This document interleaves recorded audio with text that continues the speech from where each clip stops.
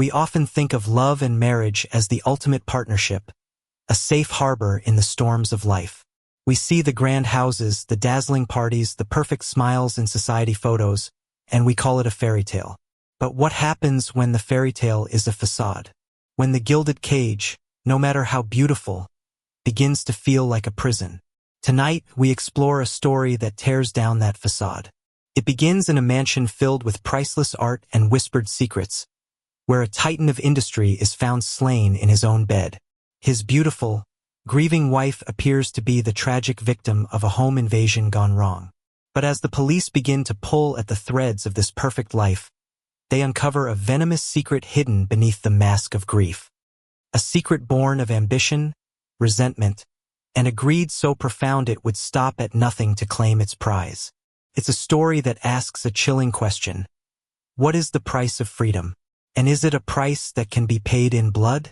Before we cross the police tape and step into this house of secrets, if you appreciate stories that unravel the dark complexities of the human heart, please take a moment to subscribe to our channel and activate notifications. It ensures you won't miss a single one of our investigations into the shadows. Now, the 911 call has just come in.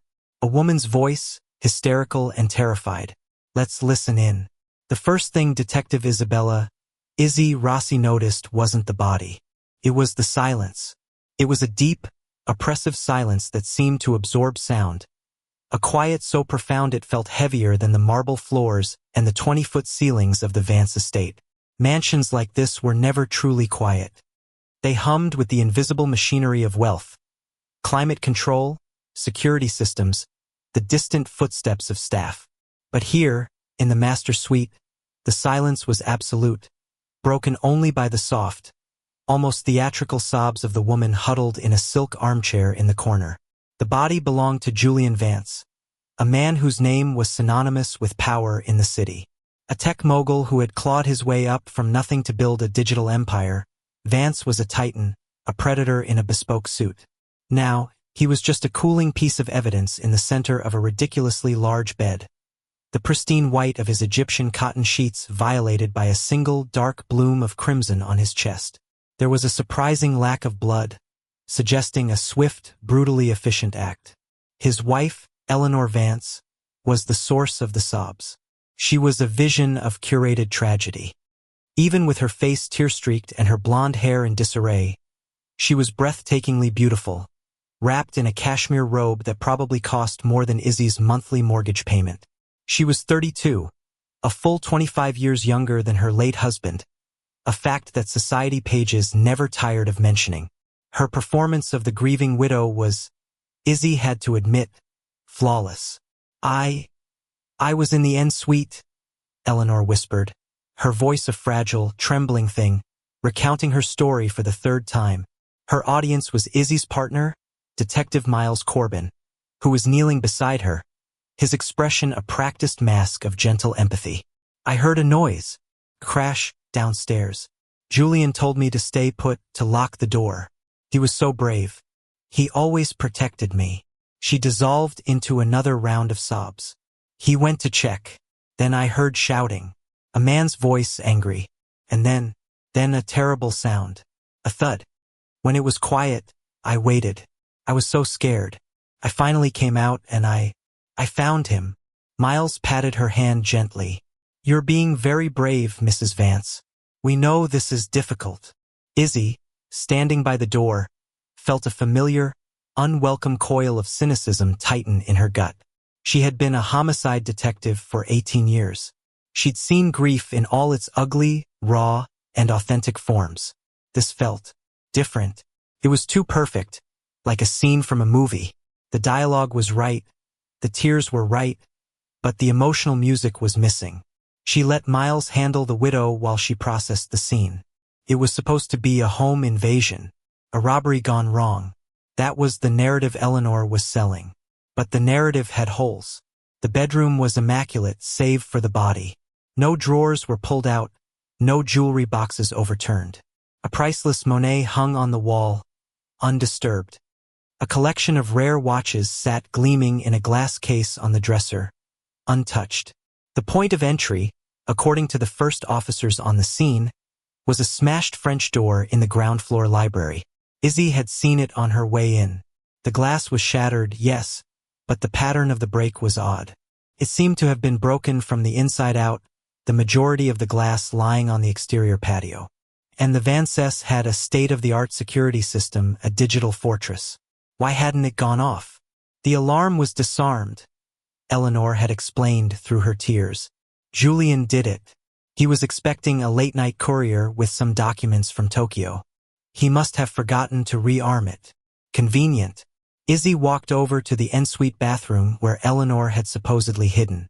It was a palace of marble and gold fixtures. The door was solid oak with a heavy, modern lock. It was a plausible fortress. But on the vanity, amidst a collection of impossibly expensive creams and perfumes, was Eleanor's phone. Why call 911 from the bedroom phone, as the dispatch log showed she had, when her cell phone was right here in her safe room? She rejoined Miles, who was now standing, his notebook filled with Eleanor's testimony. Her story is consistent, he murmured to Izzy, out of Eleanor's earshot. She's obviously in shock. Uniforms are canvassing the grounds. Forensics is on the way. They'll check the library door and sweep for prints. Check the alarm's digital log, Izzy said, her voice low. I want a minute-by-minute record of when it was armed and disarmed. And check with Julian's assistant. I want to know if he was really expecting a courier from Tokyo at 2 in the morning. You don't believe her? Miles asked, a hint of surprise in his voice. Miles was younger, a good detective, but he had a tendency to see the world in binary code. Evidence, facts, logic. Izzy trusted the gray areas, the dissonant notes in a story, the things that didn't feel right. I believe she's telling a story, Izzy replied cryptically. Let's see if it's a true one. While the forensics team began their meticulous work, Izzy and Miles conducted a preliminary tour of the house.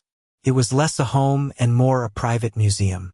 Every surface was polished, every object perfectly placed. The staff, a small, terrified group huddled in the kitchen, were interviewed. The housekeeper, a stoic woman named Sophia, had worked for Julian for 30 years, long before Eleanor had come into the picture. Her grief seemed genuine, a quiet, deep-seated sorrow.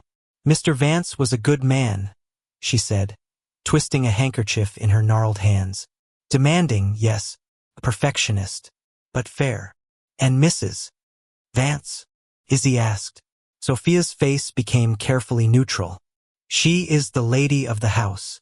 The non-answer spoke volumes.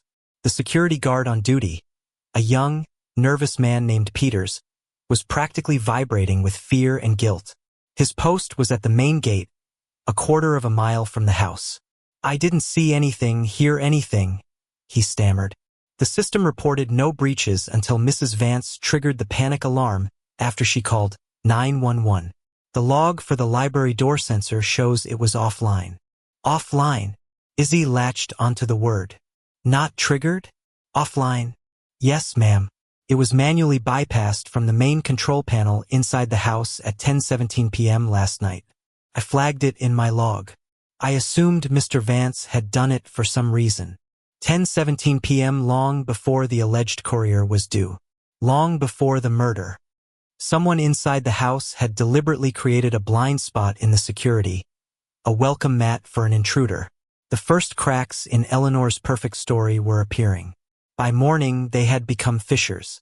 Julian's executive assistant, a woman with terrifying efficiency, confirmed that there was no scheduled courier, not from Tokyo or anywhere else. And the digital log from the alarm system confirmed the time. 10:17 p.m., the library zone was bypassed. At 2:05 a.m., the master bedroom panic button was pushed. In between, the silent fortress was blind in one crucial spot. The preliminary coroner's report was even more revealing. Julian Vance had not been killed by a panicked burglar. The cause of death was a single, precise stab wound to the heart, delivered with a thin, stiletto-like blade. The wound was clean, with no signs of a struggle, no defensive wounds on his hands or arms. It suggested he was either asleep or taken completely by surprise by someone he trusted. The murder weapon was missing. A random thief would have used a gun or a clumsy, brutal knife. This was a quiet, intimate, almost surgical murder. Okay, Miles conceded. As they stood in the precinct briefing room, the facts laid out on a whiteboard. The robbery theory is falling apart. The killer had knowledge of the security system. The murder was clean, personal. No signs of a struggle. So, who had access and a motive? The list of Julian's enemies was long. He was a ruthless businessman who had left a trail of bankrupted rivals and bitter ex-partners in his wake. They would have to investigate them all. But Izzy's gut kept pulling her back to the woman in the cashmere robe, with the perfect tears and the inconsistent story. What's the inheritance situation? Izzy asked. Miles tapped on his keyboard, pulling up the preliminary financial background check. Julian Vance's net worth is estimated at around $2 billion. They have a prenuptial agreement, but it's famously generous. In the event of his death, Eleanor Vance becomes the sole heir to the entire estate. All of it. 2 billion reasons to want your husband dead. She played the part of the perfect wife, Miles mused. Social events, charity boards, always smiling by his side. By all public accounts, they were the perfect power couple. The perfect public account is a performance, Izzy countered. We need to find out what was happening when the curtain was down. The key came from an unexpected source. A junior detective, canvassing pawn shops and high-end jewelers as a matter of routine, got a hit. A private jeweler in the city's diamond district, a man known for his discretion, recognized Eleanor's photo. He came forward reluctantly after being assured of his anonymity. Mrs. Vance was a client. The jeweler, a nervous man named Mr. Belhassan, told them in a quiet interview room. She was liquidating assets. For the past 6 months, she's been selling off pieces of jewelry, gifts from her husband. She insisted on cash. She was very clear. Her husband was not to know. He provided a list of the items and the dates. It was a small fortune, nearly $1 million in untraceable cash. Why would a billionaire's wife need to secretly sell her jewelry for cash? Maybe she had a gambling problem? A secret lover to support? Miles theorized. Or maybe, Izzy said, a cold certainty beginning to form in her mind. She was building a getaway fund, or a slush fund for something else. Something that couldn't be traced. The team started digging into Eleanor Vance. Not the polished socialite, but the woman she was before she met Julian. And what they found was a carefully erased history. Eleanor grew up in poverty in a small Rust Belt town. She had clawed her way out, working a series of low-wage jobs, a past she had meticulously scrubbed from her public biography. She wasn't just a woman who had married into wealth. She was a woman who had escaped a life she desperately never wanted to return to. The fear of losing that wealth, that security, would be a powerful motivator. The final piece of the puzzle for Chapter 1 fell into place late that night. Miles, using a warrant to access Julian Vance's personal emails and calendars, found it buried in a password-protected file. It was a calendar entry for the day after the murder. The entry was simple: 10 a.m. R. Kessler. A quick search revealed R. Kessler was Raymond Kessler, one of the most feared divorce attorneys in the country. Izzy felt a jolt, a flash of cold clarity. She looked at the whiteboard, at the picture of Eleanor with her perfect, grieving face. The timeline was now terrifyingly clear. Eleanor, the girl from the wrong side of the tracks, had found her golden goose. For years, she had played the perfect part. But something had gone wrong. Julian, for reasons unknown, was about to divorce her. A divorce, even with a generous prenup, would have been a catastrophic step down, a public humiliation, a loss of the ultimate prize. But his death gave her everything. The bypassed alarm system at 10:17 p.m., the missing courier, the intimate, personal nature of the murder, the secret selling of jewelry for cash, and now the impending appointment with a divorce lawyer. The pieces were no longer just cracks in her story. They were the building blocks of a new one, a story of a cold, calculated, and greedy execution.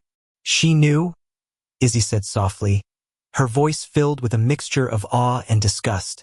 She must have found out he was planning to divorce her. The murder wasn't a crime of passion. It was a business transaction. She was protecting her investment. The image of Eleanor, sobbing in her armchair, flashed in Izzy's mind. It was no longer a picture of a grieving widow. It was the picture of a black widow, patiently waiting for the poison to take effect. Her performance designed to mesmerize her audience while she secured her $2 billion inheritance. The investigation had its prime suspect, and the perfect facade was about to be torn down.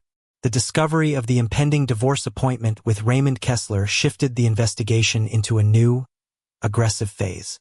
The theory of a random home invasion was officially dead and buried. Now, the Vance estate was not just a crime scene.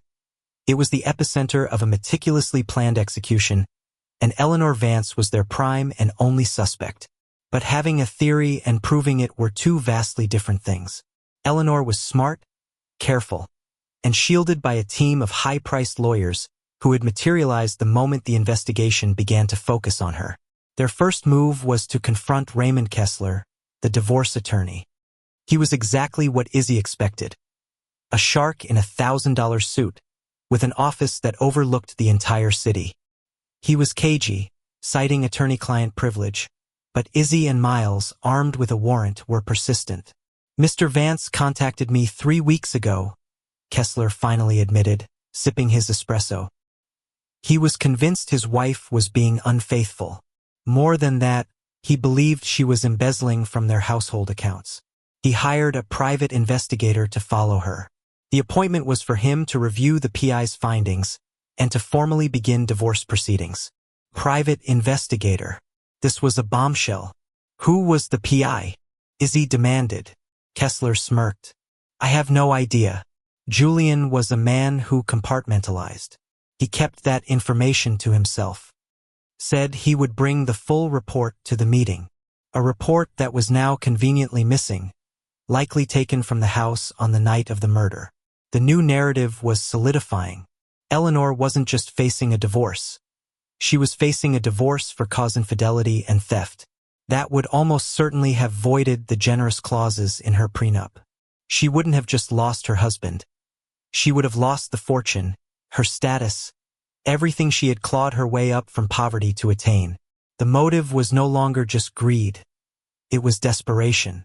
The task of finding the private investigator felt like searching for a needle in a city full of needles. Meanwhile, Miles dove headfirst into the Vance's labyrinthine finances. It was a world of offshore accounts, charitable foundations that seemed to serve as tax shelters, and complex investment portfolios. "It's a fortress," Miles said, rubbing his tired eyes, staring at a screen filled with spreadsheets. But Julian was old school in one way. He kept a private ledger. Encrypted, of course, but his assistant gave us the password. The private ledger told the real story. For years, the household accounts, which Eleanor managed, had been bleeding money. Small amounts at first, then larger and larger sums, disguised as expenses for art, antiques, or charity donations. It was a slow, systematic siphoning of nearly $5 million over 3 years. This was the embezzlement Julian had suspected. "But here's the interesting part," Miles continued, pointing to a highlighted section. "The bleeding stopped exactly 6 months ago. The same time Mr. Belhassan, the jeweler, said she started selling off her jewelry for cash. It's like she knew he was getting suspicious, so she found a new, untraceable source of funds. This was a crucial piece of the psychological puzzle. Eleanor wasn't just a thief. She was an adaptive one. She was intelligent, saw the changing landscape, and adjusted her strategy. This was the kind of mind that could plan a murder. While Miles untangled the money, Izzy focused on the woman herself. She took a trip to Eleanor's hometown, a depressed, forgotten speck on the map called Northwood. The town was a ghost of its former industrial self, haunted by closed factories and quiet desperation. It was the world Eleanor had fled. Izzy found Eleanor's high school yearbook in the dusty town library. Her name then was Eleanor Ellie Schmidt. She wasn't the polished blonde from the society pages. She was a dark-haired, fiercely ambitious girl with a look of hungry determination in her eyes. The quote under her picture read, "The world is for the taking, if you're willing to take it. Izzy tracked down an old high school acquaintance, a woman who now ran a local diner. Ellie? The woman said with a bitter laugh. Oh yeah, I remember her. She always said she was too good for this town. She was smart, beautiful, and she knew how to use it. She had this way of making men do whatever she wanted. She always had a plan. Always. Eleanor's plan had been to escape at any cost. Marrying Julian Vance wasn't an act of love. It was the brilliant final move in a lifelong chess game against poverty. Back in the city, the search for the PI was hitting a wall. They ran the names of every licensed investigator in the state, but with no leads, it was useless. Izzy decided to change tactics. If Julian was the client, he would have paid the PI.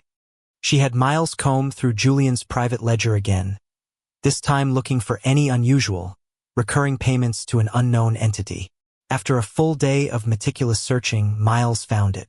A series of weekly payments of $5,000, listed under the cryptic heading Project Nightingale, made to a small consulting firm that was clearly a shell corporation.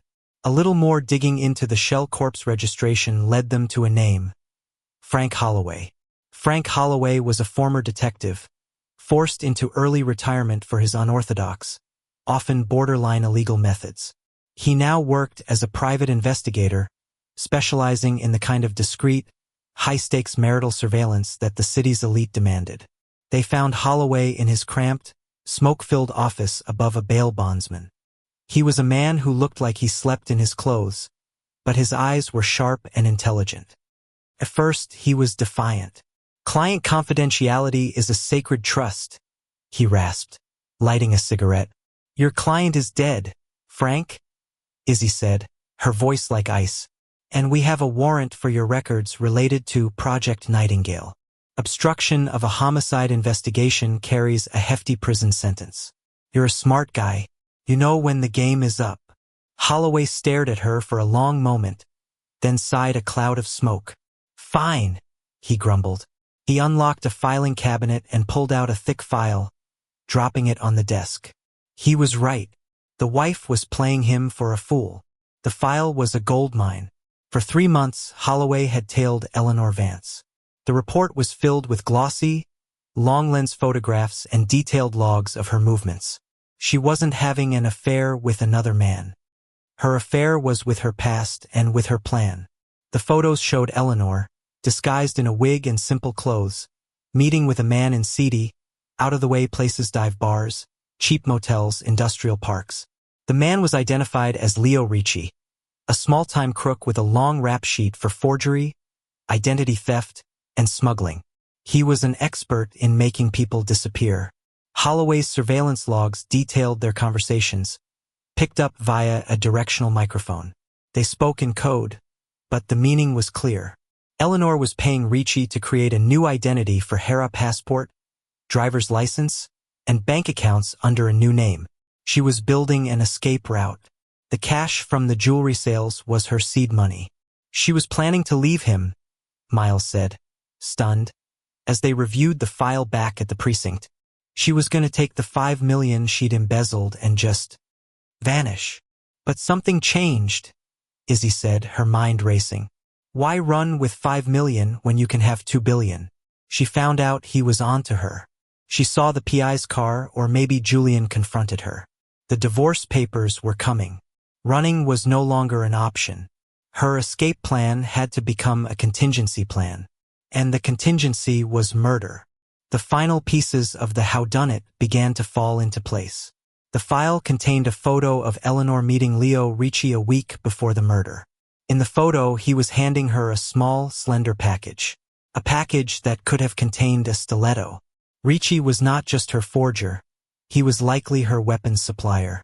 They now had the means, a weapon supplied by Ricci. The motive, avoiding a disastrous divorce and securing a $2 billion inheritance. And the opportunity, she was in the house, and the security was bypassed.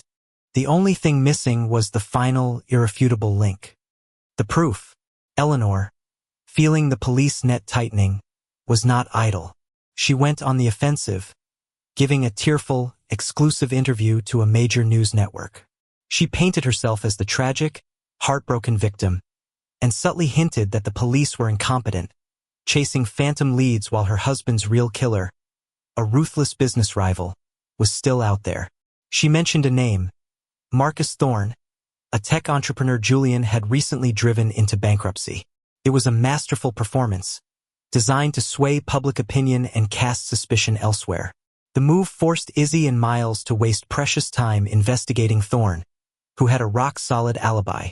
It was a classic misdirection, and it showed them how formidable an opponent Eleanor was. She wasn't just going to wait to be caught. She was actively manipulating the board. The breakthrough came from the most mundane of sources, a digital footprint. Carter, the young detective from the Cannery Raid story, was now part of Izzy's team and had been tasked with digging into Eleanor's online life. He found her burner phone records, purchased under a false name but traced back to a cash purchase near her gym. He also found something on a hidden partition of her personal laptop, a series of deleted search queries which he was able to recover. How to bypass Genesis 4 home security system. Best ways to dispose of a murder weapon. Undetectable poisons. Legal precedents for contesting a prenuptial agreement. Countries with no extradition treaty with the United States. It was a digital confession, a blueprint of her murderous thoughts.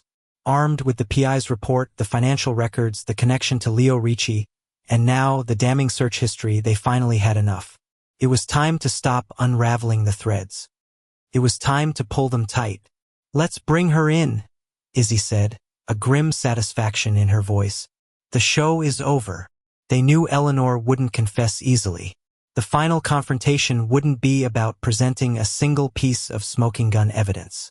It would be a psychological battle, a methodical dismantling of the perfect, gilded cage of lies she had built around herself, until the cold, greedy killer within was finally exposed to the light. The interrogation room was a deliberate void. Cold, gray, and soundproof, it was designed to strip away the power and influence that defined Eleanor Vance's world.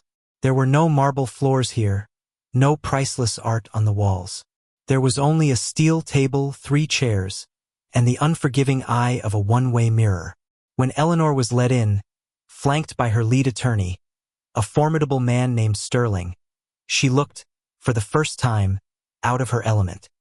Her expensive silk blouse seemed fragile under the harsh fluorescent lights. She maintained her composure, however, her expression a carefully constructed mask of indignation and wounded innocence. "This is harassment, detective," she said, her voice cool and steady. "You are wasting your time persecuting a grieving widow while my husband's killer walks free." Izzy sat opposite her, while Miles stood by a whiteboard, upon which he had started to draw a timeline. He remained silent, his presence a quiet, factual counterpoint to Izzy's more intuitive pressure. "We're not here to talk about your grief, Eleanor," Izzy began, her tone conversational, almost gentle. "We're here to talk about your plans. You've always been a planner, haven't you? Even back in Northwood. The world is for the taking, you said." A flicker of surprise in Eleanor's eyes. The first crack. "I have no idea what you're talking about." "Let's start with this plan," Izzy said, sliding a glossy photograph across the table. It was from Holloway's file. Eleanor in a brunette wig, sitting in a grimy diner booth opposite the wiry, tattooed figure of Leo Ricci. "His name is Leo Ricci, a specialist in new beginnings. We know you paid him over $100,000 in cash to create a new identity for you. Passport, bank accounts, everything. A whole new life. Why did you need a new life, Eleanor?" Eleanor glanced at the photo, her composure unwavering. Sterling, her lawyer, interjected. "My client is not obligated to answer questions about her personal security arrangements. Given her husband's profile, it's perfectly reasonable she would have contingency plans." "A contingency plan?" Izzy smiled, a thin, humorless smile. "Let's call it Plan A. The plan was to run. You had been systematically embezzling money from your husband for years. $5 million. But you got nervous. You knew he was getting suspicious. So you started selling your jewelry for cash, building a nest egg that couldn't be traced. You were going to take the money and disappear. Weren't you?" Miles, on cue, began writing the figures on the whiteboard. $5 million embezzled. $1 million in liquidated assets.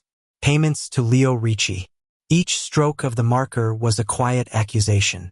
Eleanor's jaw tightened almost imperceptibly. Those are baseless, slanderous accusations. Are they?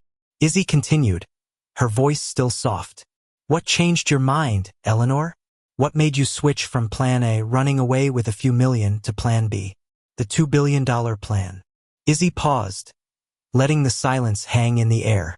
I think you found out he knew. Maybe you saw the man watching you, the one taking these pictures. She slid another photo onto the table, this one of Frank Holloway, discreetly snapping a picture from across the street. Or maybe Julian confronted you. Maybe he told you he had an appointment. 10 a.m. the day after he was killed. With Raymond Kessler, the best divorce attorney in the city. At the mention of Kessler's name, the mask finally slipped. A wave of cold fury passed over Eleanor's face before she could suppress it. Sterling stood up. This interrogation is over. My client has been here voluntarily, but you are now engaging in baseless speculation. Sit down, Mr. Sterling. Izzy's voice was suddenly hard as iron. We're not speculating. She nodded to Miles, who taped another document to the whiteboard. A copy of Eleanor's recovered search history. 10 days before your husband's murder, you searched for how to bypass Genesis 4 home security system. Izzy read aloud, her eyes locked on Eleanor's. 8 days before the murder, best ways to dispose of a murder weapon. 6 days, undetectable poisons. And my personal favorite, from the day before you killed him, countries with no extradition treaty with the United States. That doesn't sound like a contingency plan, Mr. Sterling. That sounds like a business plan. Eleanor stared at the list, her face pale. The perfect composure was gone, replaced by a brittle, defiant shell. Anyone could have used my computer. That proves nothing. But you did bypass the alarm, didn't you? Miles spoke for the first time, his voice calm and factual. At 10:17 p.m., you manually disabled the sensor on the library's French doors. You created the opening for your imaginary intruder. An intruder who, curiously, stole nothing of value, but managed to find your husband in the dark and kill him with a single expert stab wound. An intruder who left no fingerprints, no DNA, no evidence of his existence. Leo Ricci supplied the weapon, didn't he? Izzy pressed, leaning forward. That's what was in the package he gave you. A stiletto, untraceable, easy to conceal, easy to use, and easy to dispose of. Where did you get rid of it, Eleanor? The river? An industrial furnace? You're a planner. You had it all figured out. They laid it all out, piece by painstaking piece. The money, the lies, the PI, the divorce lawyer, the forger, the searches, the alarm system. It was an avalanche of evidence, and Eleanor was being buried beneath it. Her lawyer tried to object, to intervene, but the momentum was unstoppable. Finally, Eleanor looked up, her eyes no longer filled with fake tears or indignation, but with a chilling, profound emptiness. The mask was gone. The woman underneath was cold, hard, and utterly without remorse. She let out a soft, breathy laugh. It was a terrifying sound in the sterile room. You think you understand, she said, her voice a low, venomous whisper. You read your little files, you connect your little dots, and you think you know me. You have no idea. She leaned forward, her eyes burning with a lifetime of resentment. Do you know what it's like to be a thing? A beautiful object to be displayed at parties? To have your opinions tolerated? Your intelligence treated as a charming novelty? I helped build that man's empire. My social grace, my connections, my face that was half his brand. I was his greatest asset. And he treated me like property. Her voice grew stronger, filled with a chilling self-righteousness. He was going to throw me away, like an old piece of furniture. He was going to send me back to nothing. After everything I had given him, everything I had sacrificed. He thought he could just cut me off, humiliate me, and I would just accept it.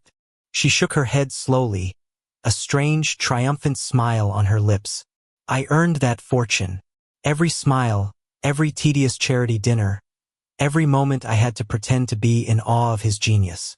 I earned it, and I was not going to let him take it from me. It wasn't just about the money. It was about winning. I've been fighting my whole life to win. It was a full confession, wrapped in the language of justification. She was no longer a victim. She was a victor, a predator who had eliminated a threat to her survival.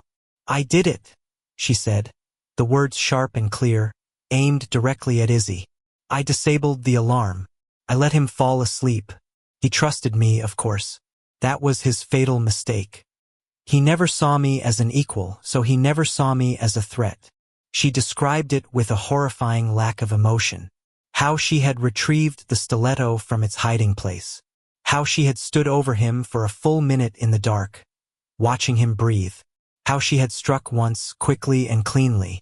How she had then gone to the library, broken the glass from the inside, mussed her hair, and practiced her hysterical, panicked voice before dialing 911. The weapon is at the bottom of the Atlantic Ocean, she added, a final, defiant flourish. I had a friend with a private plane, just weighted down. You'll never find it. It didn't matter. They had the confession. They had everything. As the uniformed officers came to lead her away, Eleanor Vance stood tall, her composure restored. She was no longer the grieving widow or the cornered suspect. She was a queen, stripped of her kingdom but unbowed. Her eyes met Izzy's one last time, and in them, Izzy saw not guilt or fear, but a cold, clear, and absolute certainty. The certainty of a woman who had weighed the cost of her actions and had decided, without a flicker of doubt, that it had all been worth it. Later that evening, Izzy and Miles stood on the street, looking up at the Vance estate. The lights were all off. It was just a massive, dark silhouette against the night sky, a monument to a life of ambition and a death born of greed. The city's pulse was all around them, a steady, indifferent rhythm. $2 billion, Miles said quietly, shaking his head, to end up in a 6-by-8-foot cell for the rest of your life. To her, it wasn't about the money, Izzy replied, turning away from the dark house. It was about the fight. She came from nothing, and she made a promise to herself she would never go back. In her mind, she didn't commit a murder. She just closed a business deal. The case was closed. The headlines would be sensational. But for Izzy, the silence of that opulent bedroom would linger. It was the sound of a fairy tale shattering, leaving behind only the cold, hard reality of what lies beneath the surface of a perfect life. A heart filled not with love, but with a chilling, calculated greed.